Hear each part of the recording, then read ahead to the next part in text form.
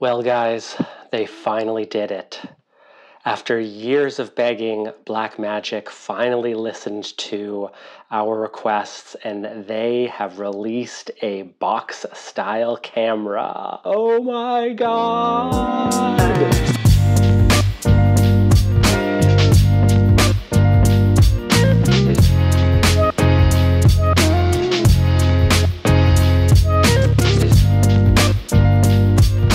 Blackmagic announced this amongst many other products in their recent NAB 2024 broadcast. Now, I'm mostly going to be talking about their new box camera, the PYXIS, in this video, but I definitely recommend that you go back and watch the broadcast. I think they announced more products and updates and cameras than pretty much any manufacturer in history. It's pretty wild. Updates to DaVinci Resolve, we're now at version 19. I am super excited about the updates to Resolve.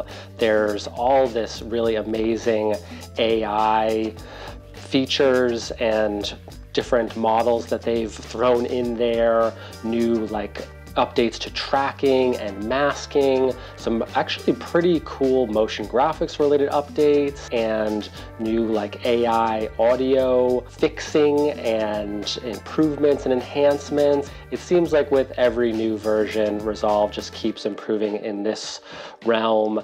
And now we have automatic remixing of music tracks, which is a feature that's been available in Premiere for a while, and now it's finally available in Resolve. So head over to Blackmagic's website. You can download the beta right now. Let me know what you guys think of it if you've had some chance to play around with it. They also are releasing a new Ursa camera, which is just crazy. It's another 12K Ursa camera, but it's a full frame sensor, 16 stops of dynamic range. What? And the new form factor, it's got basically just everything that you could look for in a high-end cinema camera. And while it is the most expensive Blackmagic camera out there, it's still priced well below Sony and Red and, some of Canon's higher-end cinema cameras. So it's still a really good deal despite the price. They also announced that they're going to be releasing later in the year a 17K 65mm camera. The sensor size is so large, it's like an IMAX sensor, 65mm, 70mm, that's like an IMAX format. This is 4 times the size or so of full frame. It's kind of mind-blowing, and I think it's so cool that Blackmagic is developing their own sensors and is really exploring some innovative sensor technology. Okay, now let's talk about the PYXIS. PYXIS? I guess there's some correlation maybe with the Ursa name there. I don't know, it sounds like a sort of like a Greek god, maybe one of the lesser Greek gods. I don't know, if you guys know what Ursa and PYXIS are, please let me know. This camera has the same sensor as their smaller cinema camera that they released about a year ago, the 6K full frame sensor. It's a really lovely sensor. I've got a video coming up where I talk more about that camera. It is still limited in terms of frame rates, a little bit more on that later. It's got about 13 stops of dynamic range, which is pretty good. The imagery coming from the cinema camera 6K, from what I've seen and tested, is really lovely. So I'm definitely not worried about the image of the camera. And of course, we've got internal Blackmagic RAW. Of course, it is in that cube form factor, finally. And it's made of really high quality, airplane grade aluminum. So it's not that cheap plasticky material that the Cinema Camera 6K and their pocket cameras are made out of. It's going to be really durable. If you drop it, if you bash it up, if you mount, heavy accessories on it, you're not going to have to worry like you would with, their other plastic cameras. And in addition to that, it's going to take a different type of battery than previous Blackmagic cameras. It's going to start using the BPU batteries, which are the Canon style batteries. From my experience using the C70, you're going to get on like one of the larger BPU batteries around 3 hours of battery life, which is awesome. That solves one of the biggest issues that I had with Blackmagic's smaller cameras, just really terrible battery life and the need for the battery grip and additional batteries to run it for any decent period of time. Okay, now what I do not like about this camera, even though I have not seen it or gotten my hands on it because it was literally just released, but I can already tell you guys, the fixed screen on the left side, like, what? I do not understand this design choice from Blackmagic. I kind of hate it, and it may end up preventing me from picking up this camera. Now, many box-style cinema cameras do require that you mount a second monitor on them for viewing and camera control, and you know what? That's fine. However, the screen on the left side just does not make sense for a single operator. Let me show you here.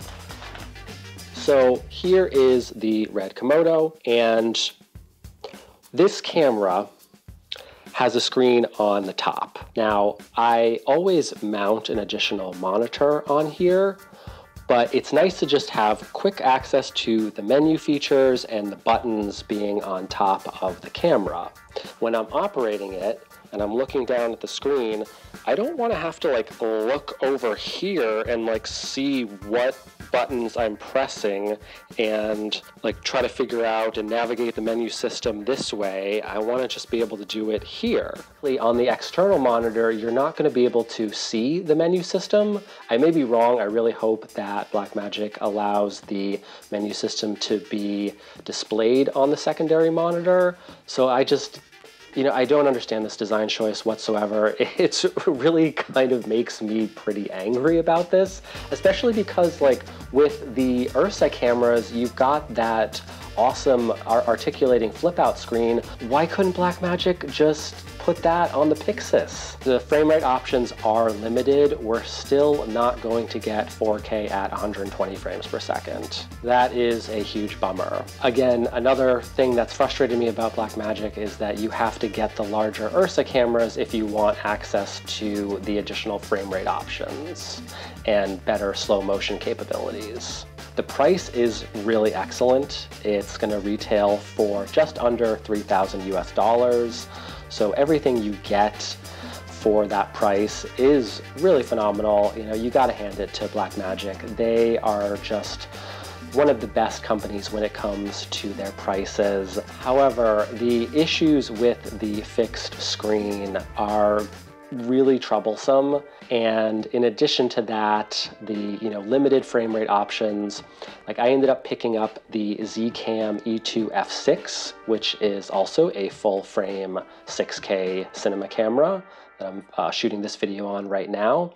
That's my new B cam, and while that camera does not shoot Blackmagic RAW internally, you have to use a Blackmagic Video Assist monitor to record RAW.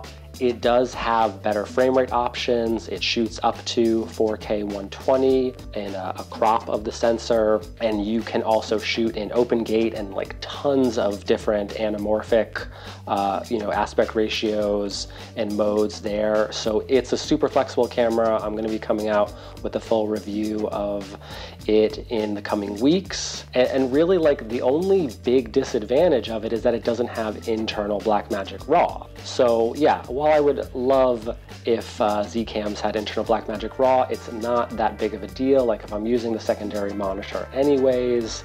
So I have a feeling that I'm probably not going to pick up the PYXIS. I'll probably wait until the next iteration. I have a feeling that Blackmagic is going to get a lot of blowback regarding the screen. So I think once they fix that, if they can give us either just put it on the top or give us a fully articulating screen like the Ursa cameras, then I will definitely be very intrigued. I will definitely consider it. All right, guys, thanks for watching. Go check out that broadcast from Blackmagic. I'll see you in the next video. Peace.